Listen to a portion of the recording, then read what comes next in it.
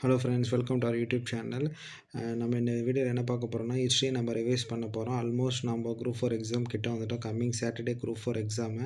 Okay friends, என்னென்னு பார்க்கலாம் வாங்க. இப்போ வந்து ஹிஸ்ட்ரியில் வந்து நம்ம ஃபஸ்ட்டு ரேடியோ கார்பன் மெத்தட் பார்க்கணும். அந்த வரிக்கல் வைத்த பீரியட் இருக்கு இல்லைங்களா, அதை பார்க்கணும். அப்புறம் டென்டோ கால கணிப்பு பார்க்கணும். அது வந்து என்னென்னா பழைய காலம், இடைக்காலம், புதிய கற்காலம், செம்பு காலம், இந்த மாதிரி 4 காலத்தையும் நம்ம படிக்கணும். அதுக்கப்புறம் பார்த்திங்கன்னா வடமேற்கு இந்தியாவில் வந்து ஜோன் பள்ளத்தாக்கு இதெல்லாமே கண்டிப்பாக கேட்பாங்க ஃப்ரெண்ட்ஸ். அதே மாதிரி இந்தியாவில் வட சாவக்கி பள்ளத்தாக்கு இதெல்லாமே கேட்பாங்க. அதில் வந்து ஆரியர்கள் இது எப்போ வந்தாங்க, அதோட பீரியடு இதெல்லாமே கேட்பாங்க. இரும்பு, பித்தளை இந்த டைமெல்லாம் எந்த டைம் கண்டுபிடிச்சாங்க, அதே மாதிரி சக்கரம், நெருப்பு, களிமண் இதெல்லாம் எந்த டைம் வந்துச்சு, புதிய கற்காலத்தில் கண்டுபிடிச்சாங்க. அதே மாதிரி இந்த வில் அம்பெல்லாம் வந்து இடைக்கால கற்காலத்தில் கண்டுபிடிச்சாங்க. அந்த மாதிரி இதெல்லாமே கேட்பாங்க. ரொம்ப பழமையாக கேட்கணுன்னா இதெல்லாம் கேட்பாங்க.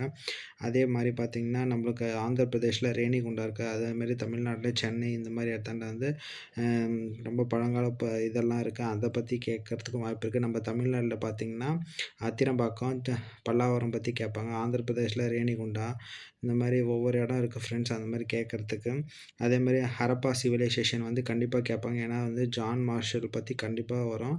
அதே மாதிரி ராவி நதிக்கரை சமவெளி, அதே மாதிரி பஞ்சாப் இதெல்லாமே கண்டிப்பாக கேட்பாங்க. இதெல்லாமே நீங்கள் படிச்சுக்கோங்க. அதேமாதிரி மொகஞ்சதாரோவும் கண்டிப்பாக கேட்பாங்க. அதே மாதிரி சிந்து லக்னா இதெல்லாமே கேட்பாங்க ஃப்ரெண்ட்ஸ். இதெல்லாம் மறக்காமல் பார்த்துக்கோங்க. அதே மாதிரி குஜராத்து, அதே மாதிரி இந்த துறைமுகம் இதை பற்றி எல்லாமே கேட்பாங்க. அதே மாதிரி அதே மாதிரி சிந்து கலிபாகான், அதே மாதிரி ராஜஸ்தான், அதே மாதிரி இந்த சித்திரை எழுத்துக்கள் எல்லாமே கேட்பாங்க. அதே மாதிரி பசுபதி வந்து ஆண் கடவுள். அந்த காலத்தில் வந்து பசுபதி ஆண் கடவுள் வந்து சிவனாக இது பண்ணாங்க. அதே மாதிரி தாய் கடவுள் வந்து பெண்ணாக இது பண்ணாங்க. புதைத்தவர்கள், இறந்தவர்கள் எல்லாமே வந்து இறைவனாக அந்த காலத்தில் வழிபட்டாங்க. அதே மாதிரி ரிக்வேதா பீரியட் வந்து எப்போதும் வந்து எந்த ஆண்டுன்னு கேட்பாங்க.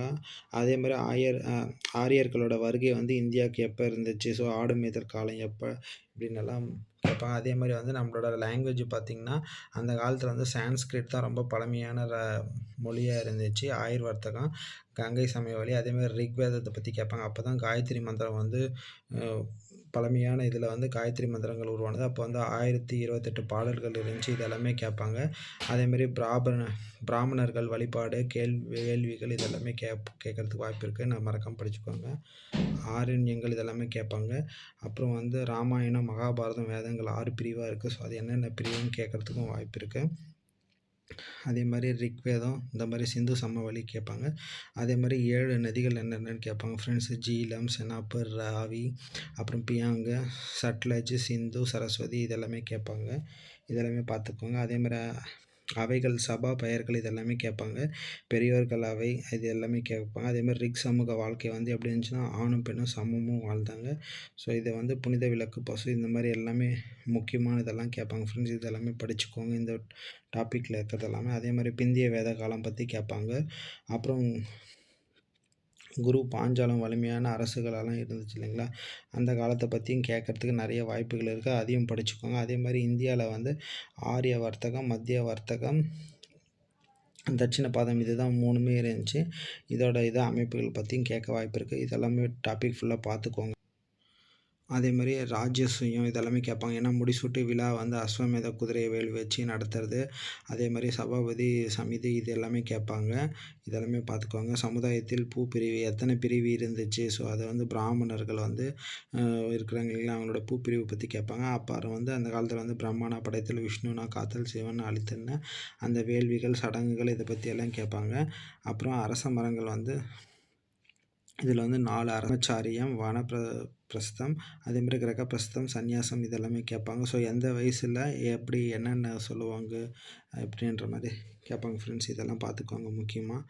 அதே மாதிரி சமண சமயம் வந்து கேட்பாங்க. ரிஷபதேவர் கேட்பாங்க. மகாவீரர் கேட்பாங்க. அதே மாதிரி கொல்லாமை, ஸோ இதில் 2 இருக்குது, இது கேட்பாங்க. அப்புறம் தீர்த்தங்காரர் கேட்பாங்க. இதெல்லாமே முக்கியமான டாபிக் தான் ஃப்ரெண்ட்ஸ். இதெல்லாமே வந்து நீங்கள் வரலாறில் படிக்க ஆரம்பிச்சிங்கன்னா நிறைய இருக்குது ஃப்ரெண்ட்ஸ் படிக்கிறதுக்கு. இதில் வந்து முக்கியமான டாபிக், அதில் என்னென்னன்றது மட்டும் தான் நம்ம செலக்ட் பண்ணி எடுத்துருக்குறோம்.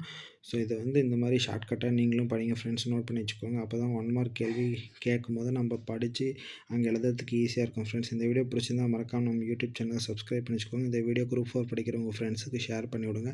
தேங்க்ஸ் ஃபார் வாட்சிங் திஸ் வீடியோ. உங்க பொண்ணான கையை கொண்டு அந்த பெல்ல தட்டிடுங்க. அவங்களுக்கு சப்ஸ்கிரைபர் 5-10 ஏறுனா அவங்க மனசு சந்தோஷப்படும். Yeah.